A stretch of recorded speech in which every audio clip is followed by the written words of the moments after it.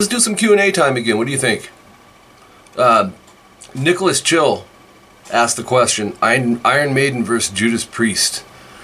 That's a great comparison, man. Because to me, those two bands were always kind of neck and neck.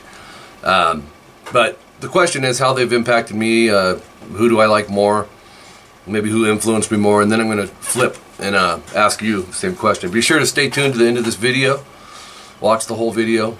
And got a little question at the end that I want to propose to you. Would you marry me? Just kidding. So, all right, Nicholas. So, let's start with Iron Maiden. A British heavy metal band formed in Leyton, East London in 1975 by bassist and primary songwriter Steve Harris. Now, if we had a Steve Harris, you know, versus is it Ian Hill, Judas Priest bass player, it'd be Steve Harris. You know, we all can agree on that. Judas Priest, you know, their bass player definitely held it, you know, like their drummer did. Actually, I pulled it up on Wikipedia. I just want to read a little something. Judas Priest are a British heavy metal band formed in Birmingham, England in 1969. They go back 6 years before Maiden. The band has sold close to 50 million albums to date. And they're ranked as one of the greatest heavy metal bands of all time. But so is Maiden, you know. So let's go back to the 80s when I first started playing guitar. Judas Priest was one of the first bands that, actually one of the first bands to kind of impact me from a player. I remember this band I was in called Violation. We sucked, we were horrible, but you know, it was good times. We only knew a couple songs, and one of them was Living After Midnight. So, and a, you know, easy, straightforward song. Breaking the Law was another one we did. Didn't really do Maiden. Now, Maiden, to me, is a little more technical, too. So that was probably part of the reason we were doing Priest instead of Maiden. But Priest, you know, has some tricked out stuff too.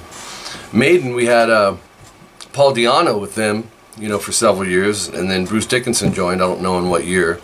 I think it was the album Peace of Mind. It had Revelation on it and all that. Killer album.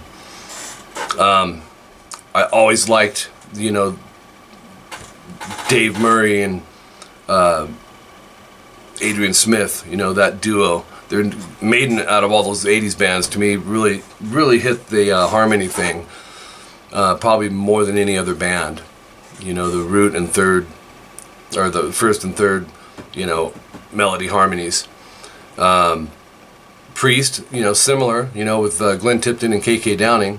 I liked Tipton more than Downing, and I liked Adrian Smith a little more than Dave Murray, believe it or not. You know, Flight of Icarus and Flash of the Blade. I mean, these Iron Maiden songs that just, you know, I'd say a couple years later, maybe around 85, 86, for me, I got more into Maiden, but I still liked Priest. You know, I remember the Screaming for Vengeance album, I think is just phenomenal.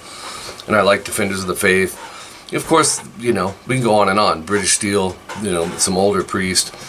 But when Bruce Dickinson joined Maiden, I was like, yeah, you know. And I also liked Nico's drumming more than Clive. Maiden, actually, when they first came out, were called, some people were calling them a punk band, you know, when they had Di'Anno. And, but I think if I were to have to pick one over the other, I'm going to have to go with Iron Maiden. It's a close call, but just overall the way the songwriting was with Maiden, I liked it a little better. And then they'd have big, you know, long songs with all this crazy stuff in it. A little more technical, you know. And like I said, I'm a big fan of Nico's drumming too. He's one of my favorite rock drummers. What else? Now, when Maiden, in the 90s, they ended up adding a third guitar player. I didn't like that as much. I'm a little more old school, man. I need the Murray-Smith combination, you know. Tipton and Downing, I liked the way Tipton played. I felt like he had an interesting style. He didn't really sound like other players, you know. I don't know what it was just the way he played. And the guy could shred, too. Electric Eye, it's like, man. So anyways, I'm going to go with Iron Maiden on this one, guys. But it, like I said, it's particular to a certain from this year to this year, when Dickinson joined, you know, the albums that came out with in the 80s, you know, and Power Slave and all that, just, man, it's just, it's it. That's where it's at for me. Rob Halford from Priest, amazing singer, one of the best metal singers there is, but so is Dickinson, in my opinion. So I told you how they affected me, what my preference is. In the comments below, go ahead and let me know yours. What do you guys think? This ought to be a hot topic here. I'm really looking forward to reading your guys' opinions and responses. I told you I had something special at the end of this video. Are you ready? See that subscribe button right there? That's really what it is. I want you to sign in and subscribe. It'll update you. If you're a subscriber, it allows you to be notified every time there's a new video. And you can also make requests if you're a subscriber. So it's a win-win for you. Go ahead and do that. Share these stuff, comment, like, get involved. And add me on social media and check out my paid services. There are 3 of them. I already ran them through the beginning edits, alright?